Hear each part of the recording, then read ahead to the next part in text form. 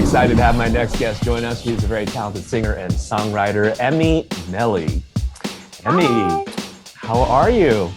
I'm great. How are you? Thank you for having me. Yeah, I'm fantastic. I'm stoked to talk to you and get to meet you. I love this setup here. Where are you checking in from? My beautiful new place. First time in Wow, my life. Yeah, first time in my life living by myself. It's been incredible. Some peace and quiet. nice. And this is in Yeah. Southern California, I take it. Yes. Yeah. Sweet. I'm just up the road in San Francisco, so Oh, nice, lucky. The nice. Bay Area is my favorite. I really hope I get to move there someday. Oh, geez, you should have had that on your list before moving into this place. I know. I thought about it, but then I'm thinking like I'm gonna have so much work and stuff to do out here for now. For now. Right, right, But right. the Bay Area is definitely a consideration up here for my Nice. move. You just said you moved into a new place here, and the timing of this is so interesting because of obviously the whole exposure and attention you're getting with the song I Am Woman. So, is this kind of a treat yourself moment? Yeah, it really is. I've never had a space that was just mine, somewhere that I could go at night, get some, like I said, peace and quiet, kick back on the couch and read a book, and it's all mine. I can leave my dirty dishes in the sink. That's the I best. have a I don't have I have a backyard. I got some nature and trees, which I'm a huge nature girl, so it's really calming for me to be surrounded by trees and just have a space that's mine. It was time, and it feels Right. really good. So I found your background really interesting. And if we can just kind of set the table, so to speak, you come from a family that has a lot of artistic ability, right? Both of your parents are artists, from what I understand. Yeah. Yeah, so my dad was in a band growing up, and he loved playing bass, and he was just a music fanatic. I think we counted his record collection one time, and it was something like 600 something. The walls of our living room were just lined with bookcases filled with records, CDs, cassettes, and we had a surround sound system in our living room. So every day it was just something new playing when I woke up. Like I would wake up on weekends to like a random Motown album that I'd never heard before, just blasting through our surround sound. So it was always just kind of like a part of my everyday life. And he was also an artist, mostly like sketching, animation. He did some fashion design. He's just like art person all around. And he ended up going into package designing. And my mom, fantastic painter, huge painter, and she does web design as well. So Wow. come from, yeah, she's crafty. She's one of those people that can just figure out how to make something herself and she'll do it. Like she's awesome in that way. So I just come from lots of creativity. Lucky me. Yeah. And it's interesting because when I read that, both your parents are artists, obviously one would assume that one is a musician or both are musicians. So the fact that they are more in the traditional sense of an artist, art and illustrations, paintings, and those kind of things. So your dad was looking for some inspiration, I assume, when he was creating his art.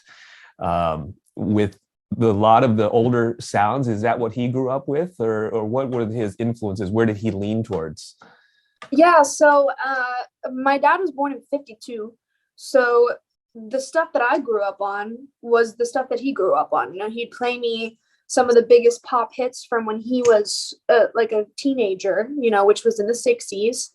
And I really grew up on funk and Motown and just a lot of oldies. Excuse me, the Supremes were a big one that I used to listen to. Betty Everett, Minnie Riperton, the Temptations, the Beatles, because who doesn't adore the Beatles? Um, and so I think that's really reflected in my musical stylistic choices today and vocal stylistic choices as well, because those are the people who, in a sense raised me and like taught me how to sing. That was the music that resides in my heart. It's like the soundtrack to my life. Yeah. And it must have been interesting when you discovered Amy Winehouse, because I know that she's a huge influence and helped to inform a lot of the way you create music. How did you find Amy Winehouse?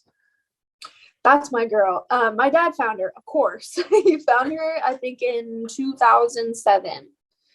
And I used to sit in my room, in my bedroom, with my tiny little purple iPod Nano. I definitely was like 7 or 8 because the iPod Nano was like a huge thing. It was before the bigger ones and before the iPod Touch.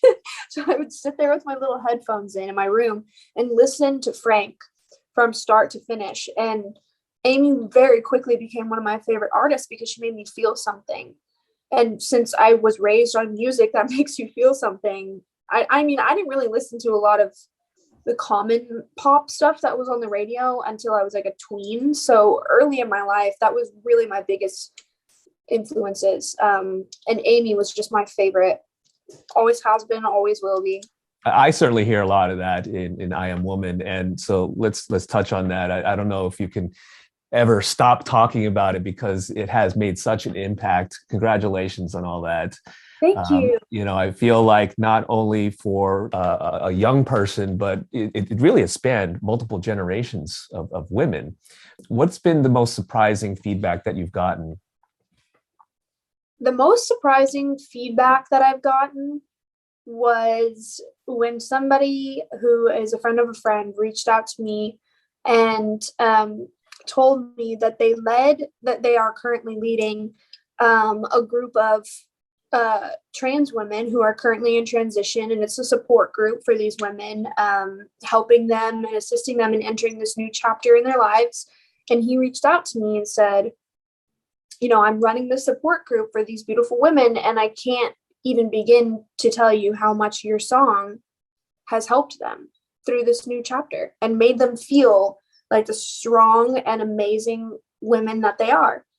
And having feedback like that, it really, really shows me and assures me that I'm doing the right thing and I'm on the right path, and I'm doing what I came here to do. You know, this is my purpose. This is what I've always planned on doing, is inspiring people through my music. And I'm very proud that this song was the song that, you know, broke me out and entered me into the industry.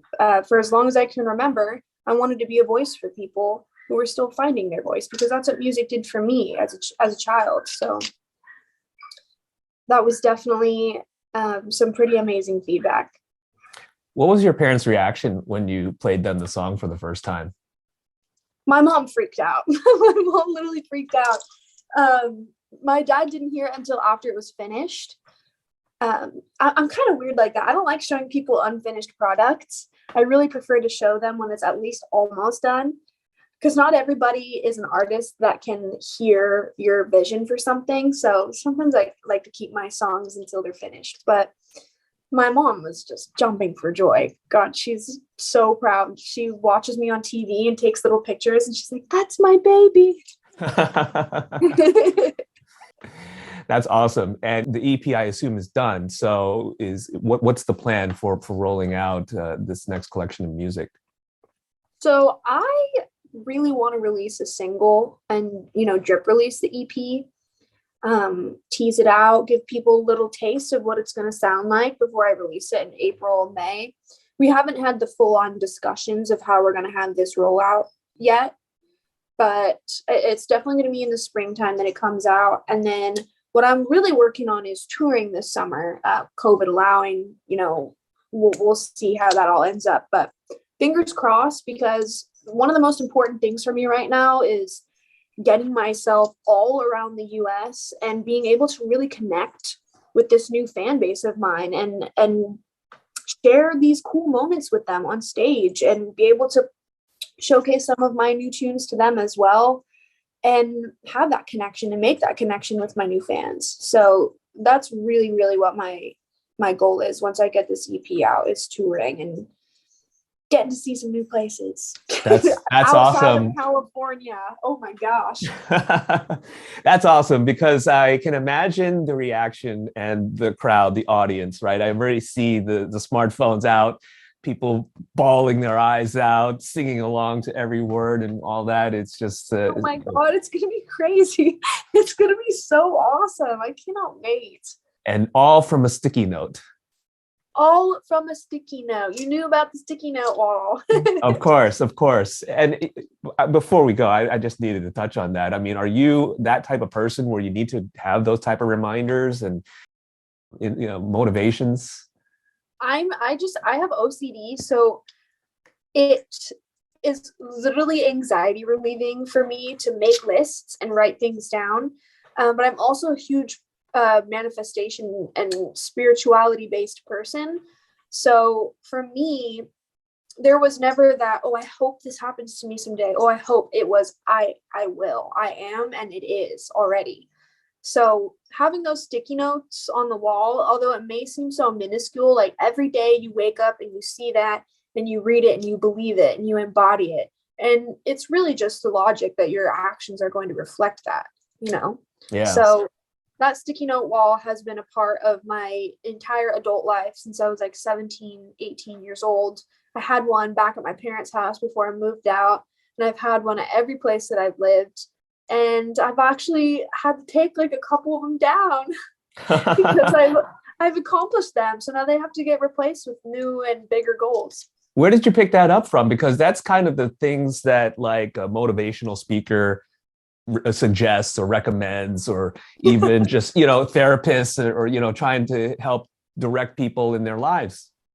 While I have been on the couch for many hours with my therapist, it actually just was kind of something that I just did. And maybe it is because I'm a list writer, and maybe it just felt good to write those goals out and assure myself that it was going to happen.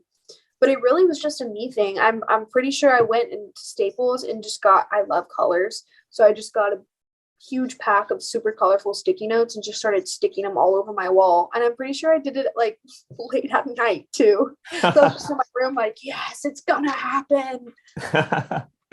Congratulations on all of this. You are really deserving of this. You created such a perfect song, and I know you got more in you, and I can't wait to see you tour these songs in person as well. Thank you. I appreciate it. It was so nice to meet you.